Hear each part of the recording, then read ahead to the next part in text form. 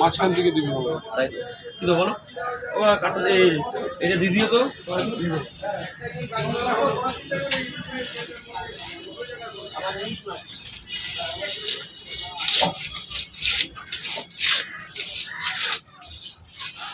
ওই মাছগুলো কার এই মাছটা কোনটা এই মাছটা কার 10 টাকা নিয়েছে আপনি এমন ভাবে যে ঠিকই আছে ওখান থেকে কাট। যেখানে দিচ্ছে না আমরা সুবিধা পেটিকা তো মিশি না আমাদের পেটিকা দিয়ে আর কিছু বলবে না না আর কিছু বলবে না দেখ কাট কাট কাট এটা পুরো সলিড এখানে